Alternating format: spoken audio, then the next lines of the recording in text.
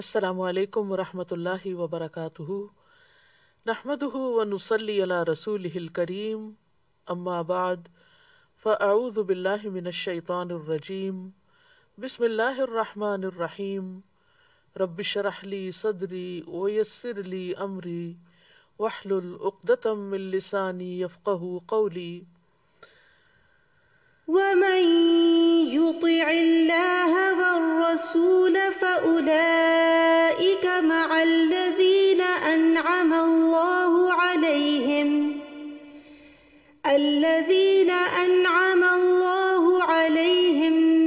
من النبيين والصديقين والشهداء والصالحين وحسن أولئك رفيقا۔ ومن يطع الله والرسول فأولئك مع الذين أنعم الله عليهم من النبيين والصديقين والشهداء والصالحين وحسن أولئك رفيقا۔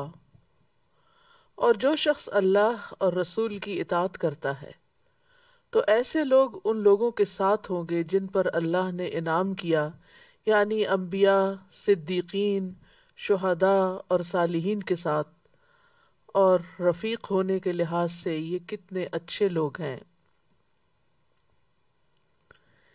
ایک دعا جو ہم ہر نماز کی ہر رکعت میں مانگتے ہیں، اہدنا الصراط المستقیم صراط الذین انعمت علیہم، کہ ہمیں سیدھا راستہ دکھا، ان لوگوں کا راستہ جن پر تو نے انعام کیا، یعنی ہمیں ان لوگوں کے راستے پر چلا جن پر تیرا انعام ہوا، جن سے تو راضی ہو گیا، جن سے تو خوش ہو گیا۔ تو سوال یہ پیدا ہوتا ہے کہ وہ کون خوش قسمت لوگ ہیں جن سے رب کریم راضی ہے اور وہ اس کے انعام کے مستحق ہیں؟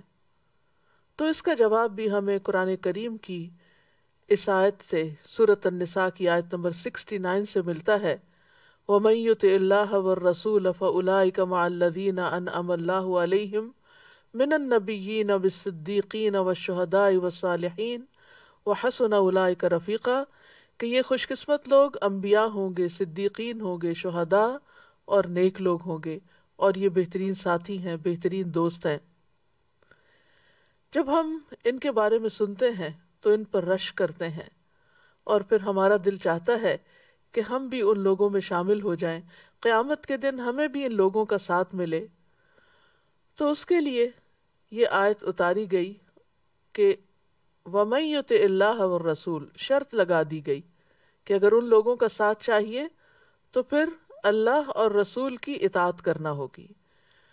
جو کچھ اللہ اور اس کے رسول نے کہا ہے اس کو ماننا ہوگا، جس چیز سے روکا گیا ہے اس سے رکنا ہوگا۔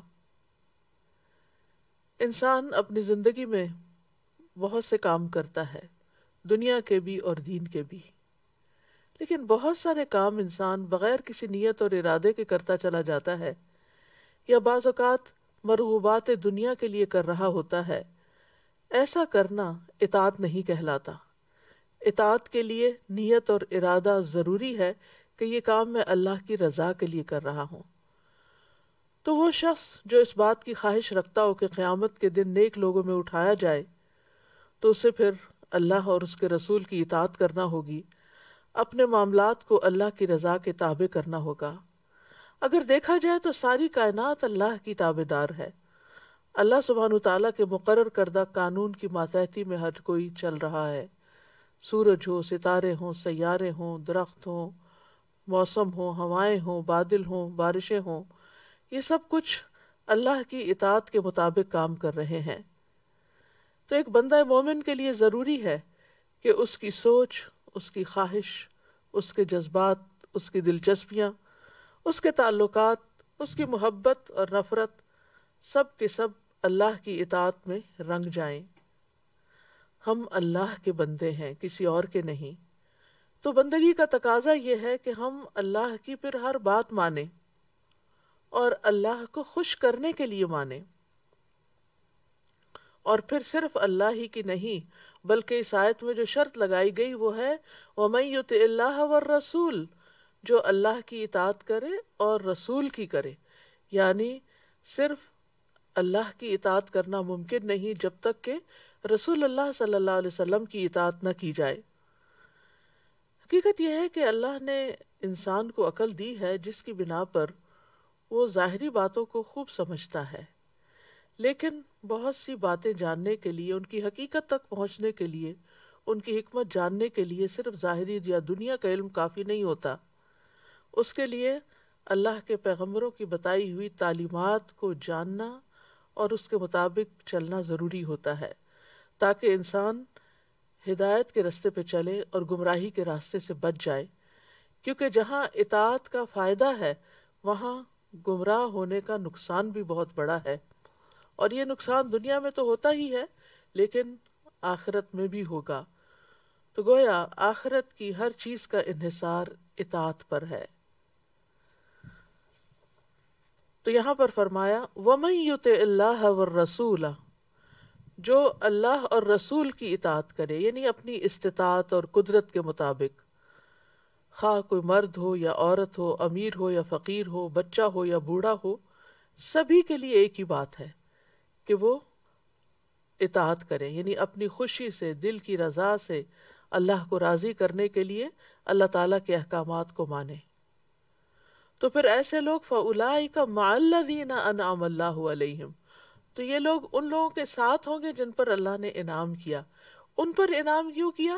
کیونکہ انہوں نے اپنی زندگیاں اللہ کی اطاعت کے مطابق گزاری تھی۔ اب یہاں پر آ رہا ہے کہ ان کے ساتھ ہوں گے۔ ساتھ ہونے کا مطلب یہ نہیں کہ ان کے درجات میں ان کے برابر ہو جائیں گے، درجات میں تو فرق ہوگا۔ قرآن مجید میں آتا ہے لِكُلٍّ دَرَجَاتٌ مِّمَّا عَمِلُوا، ہر شخص کے درجے اسی کے مطابق ہیں جو اس نے عمل کیا۔ مطلب یہ ہے کہ وہ ان سے ملاقات کر سکیں گے، ان کے ساتھ بیٹھ سکیں گے، ان کو دیکھیں گے، ان کے ساتھ لطف اندوز ہوں گے، اور اس کے ساتھ ساتھ اللہ تعالیٰ نے ان کو باقی جنت کی جو نعمتیں ان کے درجات کے فرق سے ان کو عطا کی ہوں گی اس پر بھی وہ راضی اور خوش ہوں گے۔ یہ کون لوگ ہیں جن پر اللہ کا انعام ہوا؟ من النبیین، انبیاء میں سے۔ نبیین نبی کی جمع ہے۔ یہ وہ لوگ ہیں جنہیں اللہ نے وحی عطا کر کے فضیلت بخشی ہے، اور انہیں خصوصی فضیلت عطا کی ہے کہ ان کو لوگوں کی طرف رسول بنا کر بھیجا، پیغام دے کر بھیجا، لوگوں کو ہدایت اور گمراہی کا فرق بتانے کے لیے بھیجا، اور ان لوگوں نے وہاں جا کر خوشخبریاں دی اور نہ عمل کرنے والوں کو خبردار بھی کیا، اور عمومی طور پر لوگوں کو اللہ کی طرف دعوت دی کہ لوگوں اللہ کے بندے بن جاؤ، ایک اللہ کی عبادت کرو۔ انبیاء کے بعد صدیقین کا درجہ آتا ہے۔ صدیقین صدیق کی جمع ہے۔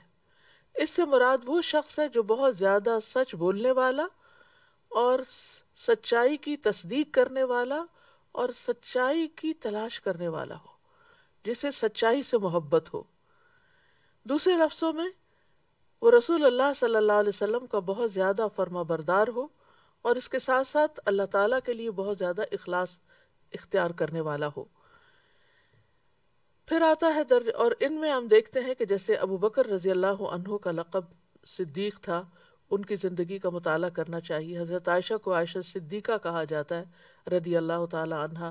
اسی طرح حضرت مریم کے بارے میں آتا ہے کہ وہ صدیقہ تھی، اور اللہ سبحانہ تعالیٰ نے اور لوگوں کو بھی یہ مقام عطا کیا ہوگا، لیکن نون نیمز جو ہیں وہ ہمیں یہی ملتے ہیں۔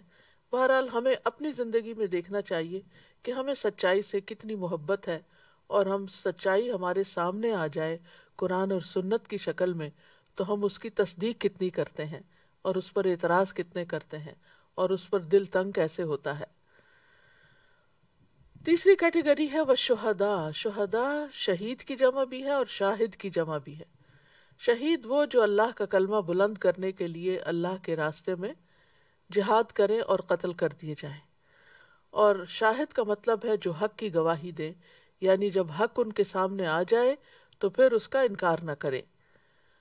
اور چوتھی کیٹیگری ہے والصالحین۔ صالحون صالح کی جمع ہے۔ اس سے مراد ہر وہ شخص ہے جو اللہ کے حقوق دینے والا اور بندوں کے حقوق قائم کرنے والا ہو، یعنی حقوق اللہ اور حقوق العباد کی ادائیگی کرنے والے صالحین ہوتے ہیں۔ اور مجموعی طور پر ان کے بارے میں فرمایا وَحَسُنَ أُولَٰئِكَ رَفِيقًا، کہ کتنے اچھے ہیں، بہترین ہیں یہ رفیق۔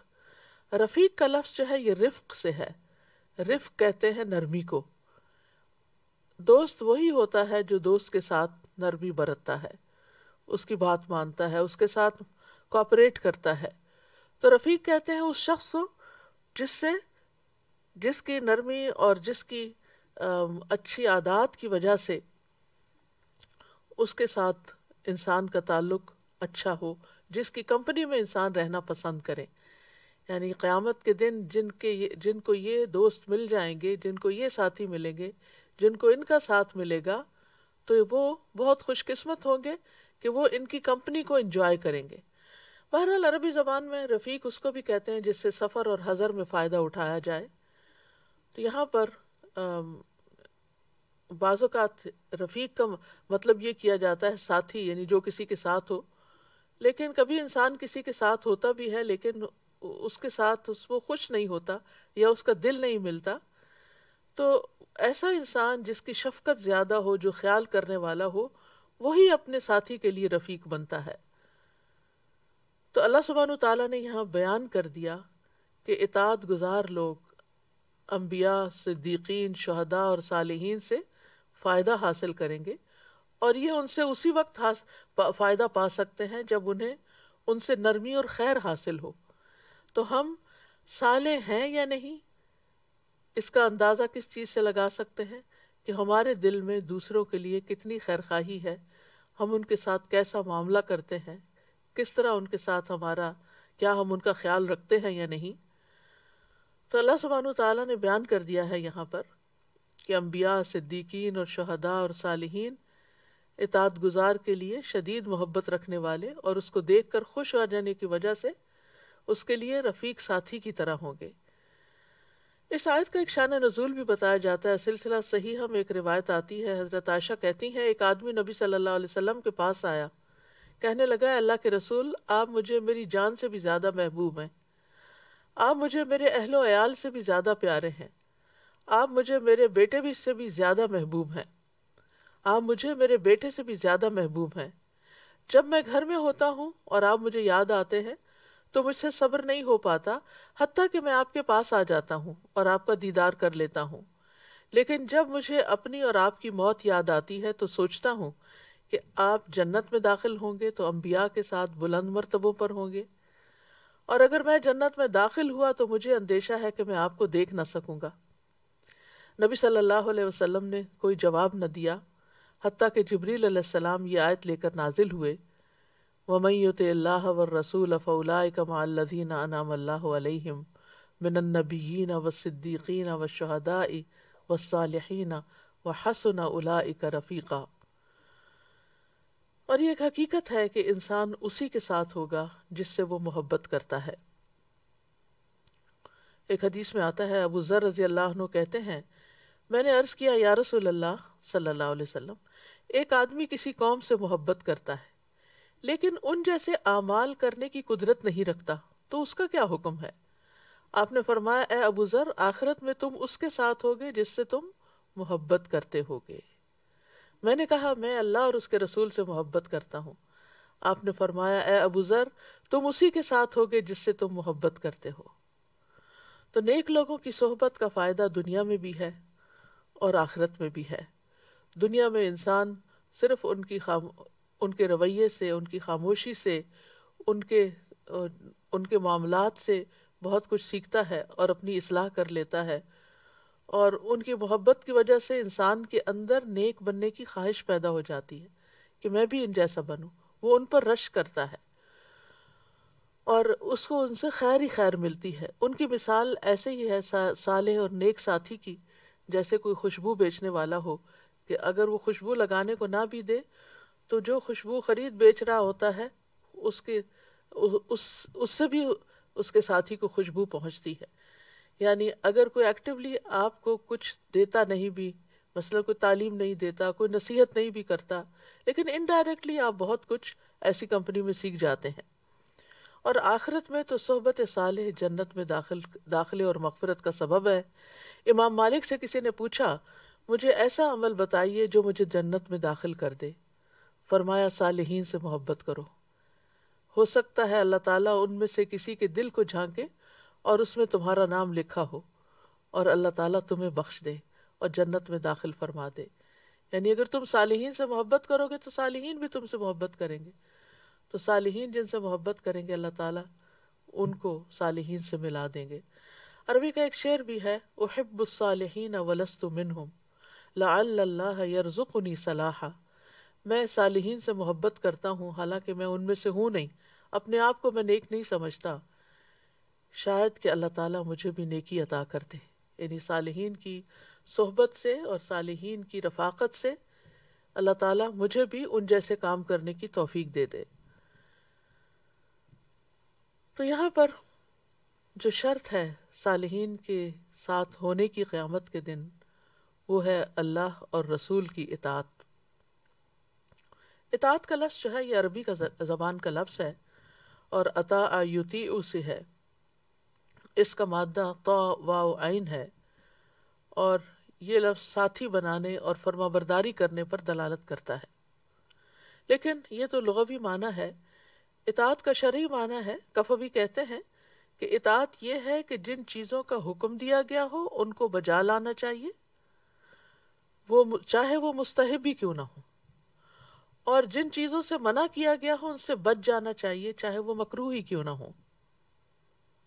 ابن عربی کہتے ہیں حقیقت میں حکم کی تعمیل کرنا اطاعت ہے، جیسا کہ نافرمانی اطاعت کے برعکس ہے، اور نافرمانی سے مراد حکم کی مخالفت کرنا ہے، یعنی کسی کا حکم ماننا دراصل اس کی اطاعت کرنا ہے۔ تو اطاعت کا ایک ظاہری پہلو ہوتا ہے اور ایک باطنی پہلو ہوتا ہے۔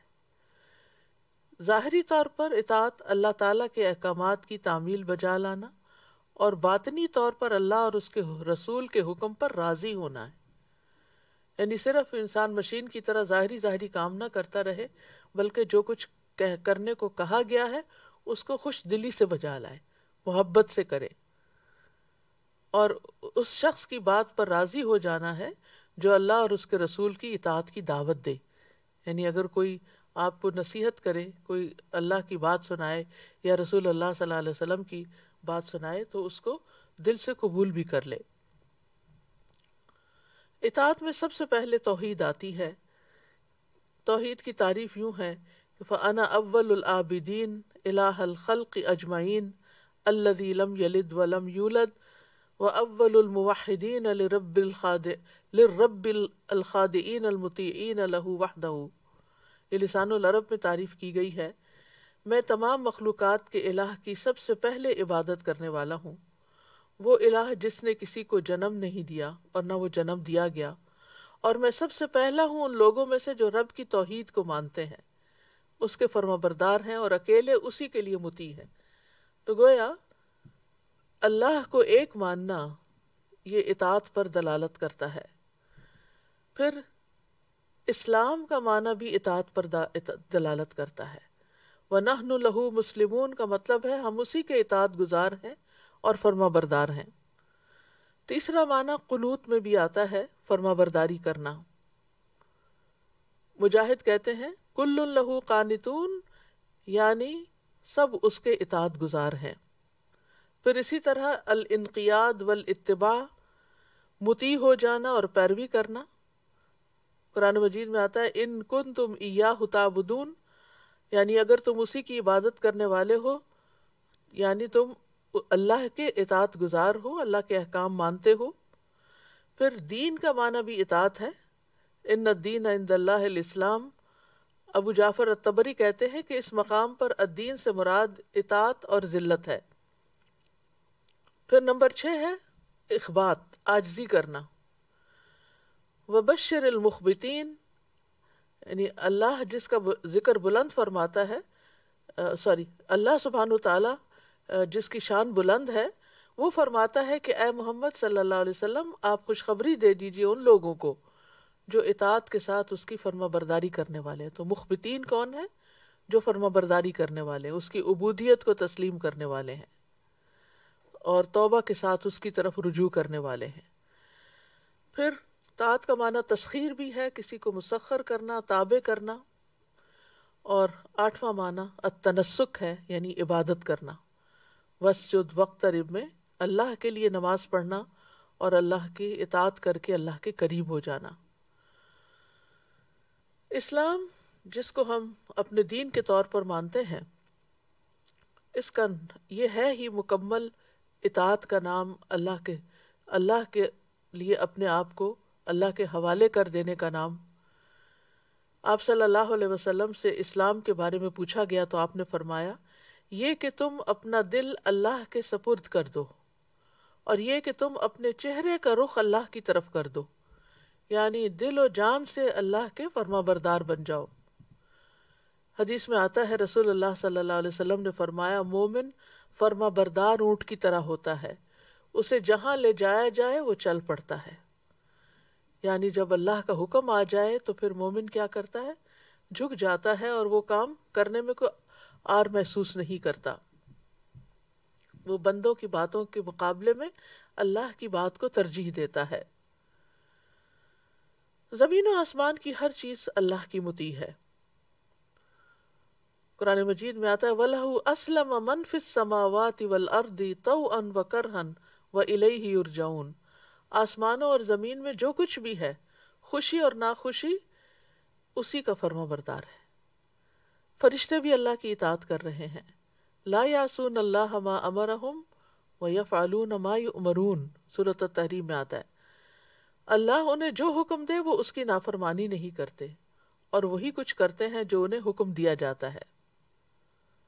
ایک اور جگہ پر آتا ہے سورۃ النحل میں یخافون ربہم من فوقہم ویفعلون ما یؤمرون، وہ اپنے اوپر سے یعنی اپنے رب جو ان کے اوپر ہے اس سے ڈرتے ہیں اور وہی کرتے ہیں جو انہیں حکم دیا جاتا ہے۔ پھر رسولوں کو بھیجنے کا مقصد بھی کیا ہے کہ ان کی اطاعت کی جائے۔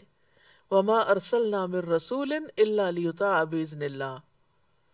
اسی طرح ہمیں رسول اللہ صلی اللہ علیہ وسلم کی اطاعت کا حکم دیا گیا، یہاں تک کہا گیا کہ رسول کی اطاعت دراصل اللہ ہی کی اطاعت ہے۔ وَمَن يُطِعِ الرَّسُولَ فَقَدْ أَطَاعَ اللَّهَ، جو رسول کی فرما برداری کرے تو بے شک اس نے اللہ کی فرما برداری کی۔ اور پھر اطاعت کرنا ایمان کی علامت ہے۔ وَأَطِیعُوا اللَّهَ وَرَسُولَهُ إِن كُنتُم مُؤْمِنِینَ، اور اللہ اور اس کے رسول کا حکم مانو اگر تم مومن ہو۔ ایمان والوں کا قول کیا ہوتا ہے کہ جب انہیں کوئی حکم ملتا ہے تو وہ کہتے ہیں سمعنا وَأَطَعْنَا، ہم نے سنا اور ہم مان گئے۔ تو انہی لوگوں کے بارے میں آتا ہے سورۃ النور میں وَأُولَٰئِکَ هُمُ الْمُفْلِحُونَ، کہ یہی لوگ فلاح پانے والے ہیں۔ اور یاد رکھیے کہ ایسا نہیں کہ ہمیں کوئی چوائس ہے کہ تم مانتے ہو تو مانو، نہیں تو نہیں۔ اگر کوئی شخص اللہ کا حکم آنے کے بعد نہیں مانتا تو وہاں بھی اللہ کی نافرمانی کا ارتکاب کرتا ہے، اور ایسا کرنا انسان کے لیے، انسان کے حق میں بہت ہی نقصان دہ ہے۔ سورۃ الاحزاب میں آتا ہے وَمَا كَانَ لِمُؤْمِنٍ وَلَا مُؤْمِنَةٍ إِذَا قَضَى اللَّهُ وَرَسُولُهُ أَمْرًا أَن يَكُونَ لَهُمُ الْخِيَرَةُ مِنْ أَمْرِهِمْ وَمَن يَعْصِ اللَّهَ وَرَسُولَهُ فَقَدْ ضَلَّ ضَلَالًا مُبِينًا۔ کسی مومن مرد اور عورت کو یہ حق نہیں کہ جب اللہ اور اس کا رسول کسی کام کا فیصلہ کر دے تو ان کے لیے اپنے معاملے میں کچھ اختیار باقی رہ جائے، اور جو اللہ اور اس کے رسول کی نافرمانی کرے تو یقیناً وہ صریح گمراہی میں جا پڑا۔ پھر اسی طرح مسلمانوں کے درمیان اگر اختلافات ہو جائیں تو ان کے حل کے لیے بھی اللہ اور اس کے رسول کی طرف لوٹنے میں ہی، رجوع کرنے میں خیر ہے۔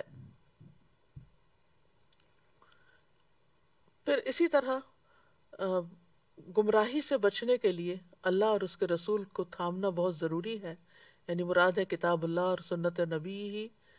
نبی صلی اللہ علیہ وسلم نے فرمایا ترکت فیکم امرین لن تضلوا ما تمسکتم بہما کتاب اللہ و سنت نبیہ، میں تم میں دو چیزیں چھوڑ کر جا رہا ہوں، تم ہرگز گمراہ نہ ہوگے جب تک ان دونوں کو مضبوطی سے تھام نہ رکھو، جب تک ان دونوں کو مضبوطی سے تھام کر رکھو گے، ایک اللہ کی کتاب اور دوسرے اس کے نبی کی سنت۔ اور یہ یاد رکھیے کہ خوشی میں، تنگی میں، کشادگی میں، ناگواری میں، کسی بھی صورت میں ہمیں اللہ کی اطاعت اور اس کے رسول صلی اللہ علیہ وسلم کی اطاعت کرنی ہی ہے. اور اللہ سبحانہ تعالیٰ ہمیشہ اس دین میں ایسے پودے لگاتا رہے گا جنہیں وہ اپنی فرما برداری میں استعمال کرے گا. یہ سنن ابن ماجہ کی روایت کے الفاظ ہیں کہ رسول اللہ صلی اللہ علیہ وسلم نے یہ بات فرمائی. اور یاد رکھیے اطاعت کے انسان کو بہت فائدے بھی حاصل ہوتے ہیں. یہ فائدے جاننا اس لیے بھی ضروری ہے کہ انسان کے اوپر پھر اطاعت کرنا آسان ہو جاتا ہے. سب سے پہلے تو یہ کہ انسان کو سیدھے رستے کی ہدایت مل جاتی ہے. فرمایا وَاتَّبِعُوهُ لَعَلَّكُمْ تَهْتَدُونَ، اور تم اس نبی کی پیروی کرو تاکہ تم ہدایت پا جاؤ. کیونکہ ہدایت کا معیار قرآن مجید میں یہی رکھا گیا، وَإِن تُطِيعُوهُ تَهْتَدُوا، اگر تم اس نبی کا حکم مانو گے تو ہدایت پا جاؤ گے. پھر اسی طرح اللہ کی رحمت ملتی ہے. فرمایا وَأَطِيعُوا اللَّهَ وَالرَّسُولَ لَعَلَّكُمْ تُرْحَمُونَ، اور اللہ اور رسول کا حکم مانو تاکہ تم پر رحم کیا جائے. پھر آتا ہے وَأَقِيمُوا الصَّلَاةَ وَآتُوا الزَّكَاةَ وَأَطِيعُوا الرَّسُولَ لَعَلَّكُمْ تُرْحَمُونَ. یہاں نماز قائم کرنے اور زکوٰۃ دینے کا حکم دیا جا رہا ہے، اور اس کے ساتھ ساتھ رسول کی اطاعت کا حکم دیا گیا ہے. کیوں؟ تاکہ تم رحم کیے جاؤ. پھر اسی طرح اللہ کی محبت ملتی ہے جب انسان رسول کی پیروی کرتا ہے. قُلْ إِن كُنتُمْ تُحِبُّونَ اللَّهَ فَاتَّبِعُونِي يُحْبِبْكُمُ اللَّهُ. آپ کہہ دیجئے کہ اگر تم اللہ سے محبت رکھتے ہو تو میری پیروی کرو، اللہ تم سے محبت کرے گا. پھر اسی طرح اللہ اور رسول کی اطاعت سے انسان کو زندگی ملتی ہے. یا ایھا الذین آمنوا استجیبوا للہ والرسول وللرسول اذا دعاکم لما یحییکم. اے لوگو جو ایمان لائے ہو، اللہ اور رسول کی دعوت قبول کرو جب وہ تمہیں اس چیز کی دعوت دے جو تمہیں زندگی بخشتی ہے. اللہ اور اس کے رسول کی اطاعت سے انسان کو کامیابی نصیب ہوتی ہے. وَمَن يُطِعِ اللَّهَ وَرَسُولَهُ فَقَدْ فَازَ فَوْزًا عَظِيمًا. جو اللہ اور اس کے رسول کی فرما برداری کرے تو یقیناً اس نے بہت بڑی کامیابی حاصل کر لی. پھر پل صراط پر نور اس کو ملے گا جو اللہ اور رسول پر ایمان لائے گا اور ان کی اطاعت کرے گا. اللہ اور رسول کی اطاعت کرنے والے کے لیے جنت ہے. سورۃ النساء میں آتا ہے وَمَن يُطِعِ اللَّهَ وَرَسُولَهُ يُدْخِلْهُ جَنَّاتٍ تَجْرِي مِن تَحْتِهَا الْأَنْهَارُ خَالِدِينَ فِيهَا وَذَلِكَ الْفَوْزُ الْعَظِيمُ. وَمَن يَعْصِ اللَّهَ وَرَسُولَهُ وَيَتَعَدَّ حُدُودَهُ يُدْخِلْهُ نَارًا خَالِدًا فِيهَا وَلَهُ عَذَابٌ مُهِينٌ. جو اللہ اور اس کے رسول کا حکم مانے وہ اسے جنتوں میں داخل کرے گا جن کے نیچے سے نہریں بہتی ہیں، وہ ان میں ہمیشہ رہنے والے ہیں، اور یہی بہت بڑی کامیابی ہے. اور جو اللہ اور اس کے رسول کی نافرمانی کرے اور اس کی حدوں سے تجاوز کرے اور تو وہ اسے آگ میں داخل کرے گا، اس میں ہمیشہ رہنے والا ہے اور اس کے لیے رسوا کن عذاب ہے. تو اللہ اور اس کے رسول کے اطاعت کا فائدہ ہے اور نافرمانی کے نقصانات ہیں. ایک جگہ پر اسے کفر سے بھی تعبیر کیا گیا. سورۃ آل عمران میں آتا ہے قُلْ أَطِیعُوا اللَّهَ وَالرَّسُولَ فَإِن تَوَلَّوْا فَإِنَّ اللَّهَ لَا يُحِبُّ الْكَافِرِينَ. کہہ دیجئے اللہ اور رسول کا حکم مانو، پھر اگر وہ منہ پھیر لیں تو بے شک اللہ کافروں سے محبت نہیں رکھتا. پھر ایک جگہ پر آتا ہے کہ اللہ اور اس کے رسول کی اطاعت سے روگردانی نفاق کی علامت ہے. وَإِذَا قِيلَ لَهُمْ تَعَالَوْا إِلَىٰ مَا أَنزَلَ اللَّهُ وَإِلَى الرَّسُولِ رَأَيْتَ الْمُنَافِقِينَ يَصُدُّونَ عَنْكَ صُدُودًا. اور جب ان سے کہا جائے کہ جو کچھ اللہ نے نازل کیا اس کی طرف اور رسول کی طرف آؤ، تو آپ منافقوں کو دیکھیں گے کہ آپ سے منہ موڑ لیتے ہیں. منہ موڑنا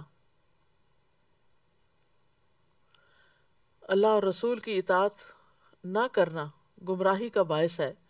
فرمایا وَمَن يَعْصِ اللَّهَ وَرَسُولَهُ فَقَدْ ضَلَّ ضَلَالًا مُبِينًا. اور جو کوئی اللہ اور اس کے رسول کی نافرمانی کرے تو یقیناً وہ گمراہ ہو گیا، واضح گمراہ ہونا. پھر اللہ اور اس کے رسول کی مخالفت جو ہے یہ فتنوں اور عذاب کا باعث ہے. اللہ اور اس کے رسول کی مخالفت پر وعید بھی آئی ہے. اور نبی صلی اللہ علیہ وسلم کی اطاعت نہ کرنے والے کا نبی صلی اللہ علیہ وسلم سے کوئی تعلق نہیں. یعنی جو آپ کے طریقے سے بے رغبتی اختیار کرے وہ آپ میں سے نہیں. فرمایا ومن رغب عن سنتی فلیس منی. تو آپ دیکھیے کہ سنتیں جو ہیں ان کی دو قسمیں ہوتی ہیں، ایک سنت موقدہ ہے اور ایک غیر موقدہ ہے. تو اس کا یہ مطلب نہیں، یعنی یہ صرف نماز میں نہیں باقی زندگی میں بھی ہے، اس کا یہ مطلب نہیں کہ جن سنتوں کی بہت تاکید نہیں کی گئی ان کو پورا نہیں کرنا چاہیے، ان پر عمل نہیں کرنا چاہیے. دونوں طرح کی سنتوں پر عمل کرنا چاہیے، اور جو جتنا زیادہ سنت کا پیروکار ہوگا اس کو اتنا زیادہ پھر تقرب ملے گا. حضرت عائشہ کہتی ہیں کہ رسول اللہ صلی اللہ علیہ وسلم نے فرمایا جو میری سنت پر عمل نہ کرے وہ مجھ سے نہیں، یعنی آپ اس کو اپنے سے الگ کرتے ہیں. اور انسان جب نبی صلی اللہ علیہ وسلم کی مخالفت کرتا ہے تو وہ سراسر گمراہی کے راستے پر نکل جاتا ہے، کیونکہ ہدایت ملتی ہی ان لوگوں کے راستے پر چلنے سے ہے جن پر اللہ نے انعام کیا ہو، اور ان میں انبیاء ہیں، اور انبیاء کے سردار محمد صلی اللہ علیہ وسلم ہیں جن کی سنت محفوظ ہے. تو اطاعت نہ کرنا سراسر نقصان کا باعث ہے. تو آپ کی اطاعت دونوں سنتوں پر کرنی چاہیے. مطلب ایک تو وہ سنتیں ہیں جو ہدایت پر مبنی ہیں، جن میں آپ کو کلیئر دین کے احکامات ملتے ہیں. دوسری جو ہیں وہ زائد ہوتی ہیں اور بہت ناپسندیدہ اور نہایت برا عمل شمار ہوتی ہیں. مثلاً زائد سنتوں میں جو ان کی پیروی کرتا ہے اس کے لیے وہ عمل عبادت لکھ لیا جاتا ہے، اور جو ان کو چھوڑ دیتا ہے تو اس میں جو چھوٹی چھوٹی سنتیں ہیں اگر کوئی کسی سے کوئی چھوٹ جائے تو وہ شخص گناہ گار نہیں ہوتا، لیکن مستقل طور پر نہیں چھوڑنی چاہیے.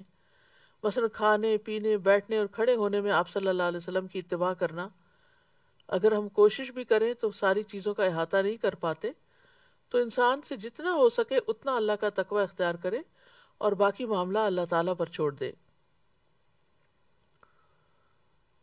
لیکن یہ یاد رکھیے کہ شریعت کے جو معاملات ہیں، احکامات ہیں، عبادات ہیں، ان میں آپ کی ان میں آپ کی اطاعت جو ہے وہ لازم ہے.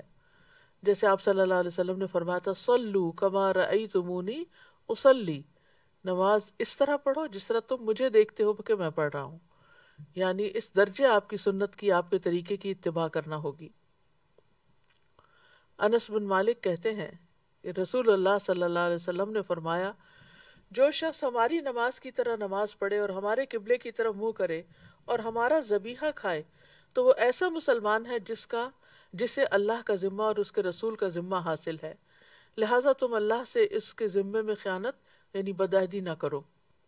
یعنی وہ اللہ کی حفاظت میں ہے، یہ مطلب ہے. اسی طرح یہ بات بھی یاد رکھنی چاہیے کہ سنتوں میں یا دین کے شرعی احکامات میں اپنی طرف سے کوئی تبدیلی نہ کریں یا کوئی نئی راہ نہ نکالیں. اس میں سے جتنا کہا گیا ہے اتنا کرنے کو ہی اپنے لیے کافی سمجھیں. پھر اسی طرح یہ بھی یاد رکھیں کہ نبی صلی اللہ علیہ وسلم کے حکم کے سامنے یا حکم پر کسی اور کا حکم نہیں لے آنا چاہیے. مثلا نبی صلی اللہ علیہ وسلم نے ایک بات فرمائی اور آپ کہتے ہیں کہ فلاں تو یہ کہتا ہے اور اس کام میں مجھے فلاں ڈاکٹر نے یہ حکمت بتائی تھی، تو اس طرح کی بات کرنا یہ آپ کی تعظیم کے خلاف ہے. ان چیزوں سے پرہیز کرنا چاہیے. امام مالک کے پاس ایک شخص آیا اور اس نے کہا اے ابو عبداللہ میں کہاں سے احرام باندھوں؟ انہوں نے کہا ذوالحلیفہ سے، جہاں سے رسول اللہ صلی اللہ علیہ وسلم نے احرام باندھا تھا. اس نے کہا میں مسجد حرام سے احرام باندھنا چاہتا ہوں، میں مسجد سے احرام باندھنا چاہتا ہوں. تو امام مالک نے کہا ایسا نہ کرو. اس نے کہا میں چاہتا ہوں کہ مسجد میں قبر یعنی روضہ رسول کے قریب سے احرام باندھوں. امام مالک نے کہا ایسا نہ کرنا، مجھے ڈر ہے کہ کہیں تم کسی فتنے میں مبتلا نہ ہو جاؤ، کیونکہ تم ایک نئی راہ نکال رہے ہو، اور اس سے بڑا فتنہ اور کیا ہو سکتا ہے کہ تم اس کی فضیلت میں سبقت لے گئے جس کو رسول اللہ صلی اللہ علیہ وسلم نے چھوڑ دیا تھا، اور اس کے بعد جن جن کو آپ نے چھوڑنے کا کہا انہوں نے چھوڑا. پھر اسی طرح سنت کی پیروی صرف دینی معاملات میں نہیں ہوتی، دنیاوی معاملات میں بھی ہوتی ہے، اور اس میں بھی ہمیں آپ کے اتباع کا حکم دیا گیا ہے. چھوٹی چھوٹی چیزوں میں آپ کا انداز اختیار کرنا زندگی کو خوبصورت بنا دیتا ہے. قرآن مجید میں آتا ہے لَقَدْ كَانَ لَكُمْ فِي رَسُولِ اللَّهِ أُسْوَةٌ حَسَنَةٌ، تمہارے لیے رسول اللہ صلی اللہ علیہ وسلم کی زندگی میں بہترین نمونہ ہے. اور انسان کی زندگی بہترین اسی وقت ہو سکتی ہے جب وہ سنتوں پر عمل کرنے والا ہو. بعض صحابہ تو اس درجے میں آپ کا اتباع کرتے تھے کہ اگر آپ کے کرتے کے بٹن کھلے ہوتے تو وہ بھی بٹن کھول لیتے تھے. عروہ کہتے ہیں میں نے سردی اور گرمی میں جب بھی معاویہ اور ان کے بیٹے کو دیکھا ان کے کرتے کے بٹن کھلے ہوتے تھے، یعنی آپ کی پیروی میں. حالانکہ یہ بالکل سراسر ایک دنیا کا معاملہ ہے، دین کا نہیں ہے. پھر اسی طرح یہ ہے کہ جس کام کی آپ نے رغبت دلائی اس کو بھی لازم پکڑ لینا چاہیے. زید بن خالد جوہنی کہتے ہیں کہ رسول اللہ صلی اللہ علیہ وسلم نے فرمایا اگر مجھے اپنی امت پر مشقت کا اندیشہ نہ ہوتا تو میں انہیں ہر نماز کے وقت مسواک کا حکم دیتا. اسی وجہ سے زید بن خالد جب مسجد جاتے تو مسواک ان کے کانوں پر اس طرح رکھی ہوتی تھی جیسے کاتب کا قلم، اور جب اقامت ہوتی تو وہ نماز شروع ہونے سے پہلے مسواک کر لیتے، یعنی ایسے دانتوں پہ پھیر لیتے.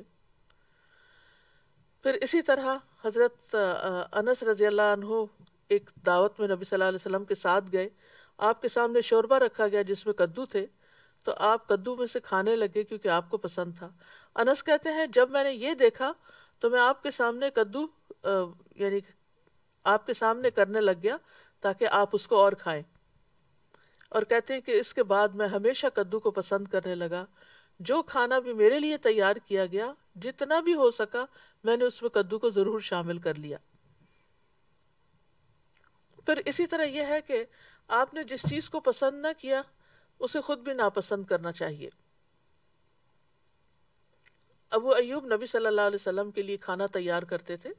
ابو ایوب انصاری جب وہ واپس آتا، یعنی آپ جو کھا لیتے اور باقی واپس آتا اور ابو ایوب کے سامنے وہ کھانا رکھا جاتا تو وہ اس جگہ کے بارے میں پوچھتے تھے جس جگہ آپ نے انگلیاں ڈال کر کھانا کھایا ہوتا تھا، پھر اس جگہ سے وہ خود کھاتے تھے. اور ایک دن ایسا ہوا کہ کھانے میں لہسن تھا جس پر آپ نے کھانا نہیں کھایا، تو ابو ایوب گھبرا گئے اور پوچھنے کے لیے آئے کہ کیا یہ حرام ہے؟ آپ نے فرمایا حرام نہیں لیکن یہ مجھے پسند نہیں. تو ابو ایوب کہنے لگے کہ مجھے بھی وہ چیز ناپسند ہے جو آپ کو ناپسند ہے، آئندہ میں بھی یہ نہیں کھاؤں گا. پھر اسی طرح جو کام آپ نے کیے صحابہ ان کاموں پر اپنے آپ کو پابند رکھتے تھے، اور وہ کہتے تھے کہ نبی صلی اللہ علیہ وسلم کو اللہ نے مبعوث فرمایا ہے جب ہم کچھ نہیں جانتے تھے، اب ہم وہی کریں گے جو ہم نے آپ صلی اللہ علیہ وسلم کو کرتے ہوئے دیکھا ہے. پھر اسی طرح خواتین گھریلو زندگی میں آپ کی اطاعت کرتی. حضرت اسماء بنت ابی بکر سے مروی ہے جب وہ کھانا پکاتی تو کچھ دیر کے لیے اس کو ڈھانپ کر رکھ دیتی تھی، یعنی جیسے کو ہم کہتے ہیں نا دم پہ رکھنا، تاکہ اس کی حرارت کی شدت بھی کم ہو جائے. اور فرماتی میں نے رسول اللہ صلی اللہ علیہ وسلم کو یہ فرماتے ہوئے سنا ہے کہ اس سے کھانے میں خوب برکت ہوتی ہے، تو میں بھی اسی طرح کرتی ہوں. پھر اسی طرح اخلاق میں بھی آپ کا اتباع کرنا چاہیے، کیونکہ اللہ سبحانہ تعالیٰ نے آپ کو اخلاق کے بلند مرتبے پر فائز کیا ہے. پھر اسی طرح آپ سے محبت بھی کرنی چاہیے، کیونکہ انسان اس کے ساتھ ہوگا جس سے وہ محبت کرتا ہوگا. اور محبت جو ہے انسان کو انسان کے لیے اپنے ارادے اور سوچ کو اور اپنے اقوال اور افعال کو اللہ اور اس کے رسول کے تابع کرنے میں بہت مددگار ہوتی ہے. انسان کے لیے آسانی پیدا ہو جاتی ہے. اور نبی صلی اللہ علیہ وسلم سے محبت جو ہے وہ ایمان کی علامت ہے. ہمیں ہر چیز سے زیادہ نبی صلی اللہ علیہ وسلم سے محبت کرنی چاہیے. حضرت انس کہتے ہیں کہ رسول اللہ صلی اللہ علیہ وسلم نے فرمایا 3 باتیں جس کسی میں ہوں گی وہ ایمان کی مٹھاس پالے گا. یہ کہ اللہ اور اس کا رسول اس کے نزدیک ہر چیز سے زیادہ محبوب ہو، اور یہ کہ آدمی جس کسی سے محبت کرے صرف اللہ کے لیے کرے، اور یہ کہ کفر میں دوبارہ لوٹنے کو اس طرح ناپسند کرے جیسے وہ آگ میں جانے کو پھینکے جانے کو پسند ناپسند کرتا ہے، جس طرح وہ آگ میں پھینکے جانے کو ناپسند کرتا ہے۔ پھر اسی طرح اپنی جان سے بھی زیادہ ہمیں نبی صلی اللہ علیہ وسلم سے محبت کرنی چاہیے، اور یہ ہم پر واجب بھی ہے۔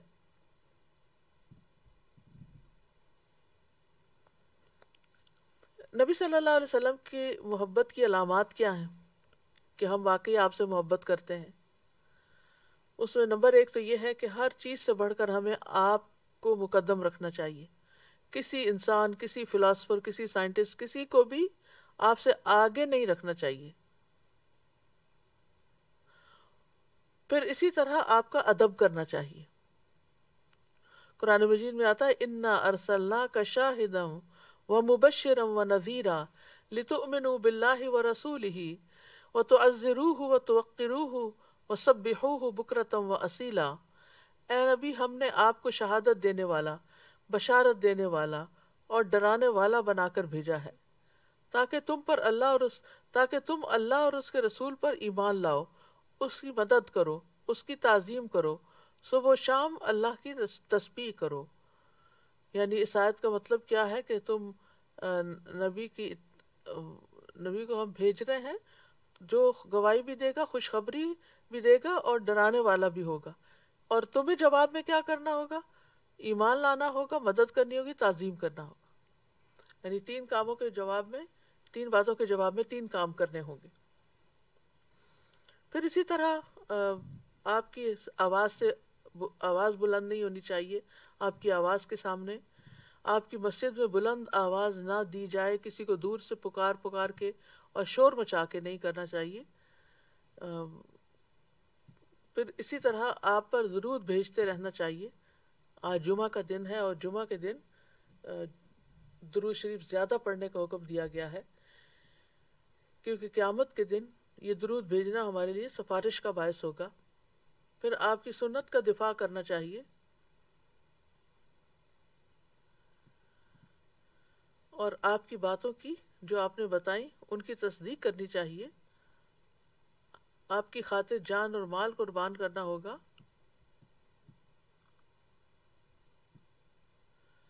پھر آپ صلی اللہ علیہ وسلم کی سیرت پر چلنا ہوگا۔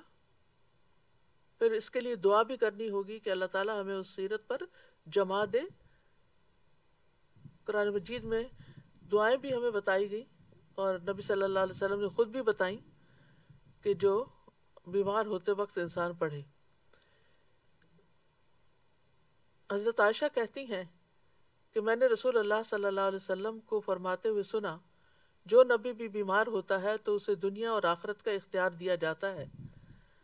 آپ صلی اللہ علیہ وسلم کی مرض الموت میں جب آواز گلے میں پھنسنے لگی تو میں نے سنا کہ آپ فرما رہے تھے مع الذین انعم اللہ علیہم من النبیین والصدیقین والشہداء والصالحین۔ اس وقت میں سمجھ گئی کہ آپ کو بھی اختیار دے دیا گیا ہے۔ تو ہم سب کو عمومی طور پر بھی اللہ کی نافرمانی سے بچنے کی دعا کرنی چاہیے۔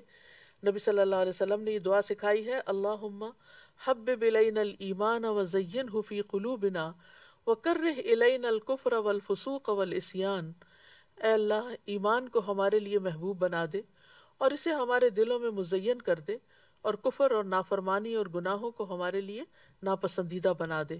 تو اللہ سبحانہ وتعالی ہمیں اس کی توفیق عطا فرمائے۔ اور کرنے کے کام کیا ہیں؟ سب سے پہلے تو یہ کہ جس چیز کا آپ کو پتہ چل جائے کہ اللہ اور اس کے رسول نے حکم دیا ہے اسے کر لیں، اور جس چیز سے انہوں نے روکا ہے اس کو ختم کر دیں، اپنی زندگی سے نکال دیں۔ نمبر 2، جتنی استطاعت ہو اس کے مطابق آپ کی اطاعت کریں۔ جیسے ہی اللہ اور اس کے رسول کا حکم پتہ چلے فوراً مان جائیں، تاخیر نہ کریں، ڈیلے نہ کریں۔ پھر اسی طرح اللہ اور اس کے رسول کے فیصلوں کو خوش دلی سے تسلیم کریں۔ اللہ اور اس کے رسول کے حکم کے آگے اپنی مرضی کو نہ لائیں، یعنی اپنی مرضی کرنا یہ بے ادبی ہے۔ پھر آپ کے حکم پر فوری عمل کریں۔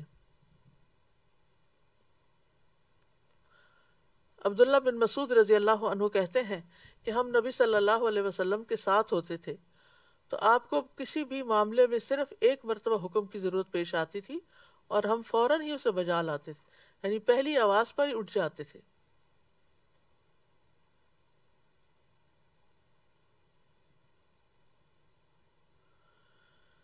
پھر اسی طرح یہ ہے کہ کسی حال میں بھی آپ کا اتباع نہ چھوڑیں، مرتے دم تک آپ کی ہدایت پر قائم رہیں۔ اور اسی طرح اب انبیاء اور صالحین تو یعنی صحابہ کرام تو ہمارے سامنے نہیں، لیکن ہمیں ہمیشہ ان سے بھی محبت رکھنی چاہیے، اور بعد میں بھی امت میں جیسے امام ائمہ کرام آئے ہیں، فقہائے کرام آئے ہیں، مفسرین آئے ہیں، اور بھی جن جن لوگوں نے دین کی خدمت کی ہے، جن کی زندگیاں بھی اس کے مطابق تھیں، تو ان کے ساتھ بھی محبت کرنی چاہیے۔ اور اس محبت میں صرف زبانی کلامی محبت نہ ہو، بلکہ ان کا ساتھ پانے کے لیے سجدوں کی کثرت بھی کریں۔ ربیعہ بن کعب الاسلمی سے روایت ہے، وہ کہتے ہیں کہ میں رات کو رسول اللہ صلی اللہ علیہ وسلم کے پاس سوتا، آپ کے وضو کے پانی اور ضروریات کا خیال رکھتا، تو ایک دن آپ نے فرمایا مانگو۔ میں نے عرض کیا میں جنت میں آپ کی رفاقت کا سوال کرتا ہوں۔ آپ نے فرمایا اس کے علاوہ کچھ اور؟ میں نے عرض کیا بس یہی چاہتا ہوں۔ تو آپ نے فرمایا اپنے معاملے میں سجدوں کی کثرت کے ساتھ میری مدد کرو، یعنی سجدوں کی کثرت ہوگی تو میں تمہاری شفاعت کر سکوں گا۔ پھر اپنے اندر امانت اور سچائی پیدا کریں، کیونکہ رسول اللہ صلی اللہ علیہ وسلم نے فرمایا صادق امین مسلمان تاجر قیامت کے دن انبیاء، صدیقین اور شہداء کے ساتھ ہوگا۔ اللہ سبحانہ وتعالی ہمیں عمل کی توفیق عطا فرمائے۔ وآخر دعوانا ان الحمد للہ رب العالمین۔ اللہ اکبر اللہ اکبر اللہ اکبر، لا الہ الا اللہ، اللہ اکبر اللہ اکبر وللہ الحمد، اللہ اکبر اللہ اکبر اللہ اکبر، لا الہ الا اللہ، اللہ اکبر۔ السلام علیکم ورحمۃ اللہ وبرکاتہ، نحمدہ ونصلی علی رسولہ الکریم، اما بعد فاعوذ باللہ من الشیطان الرجیم۔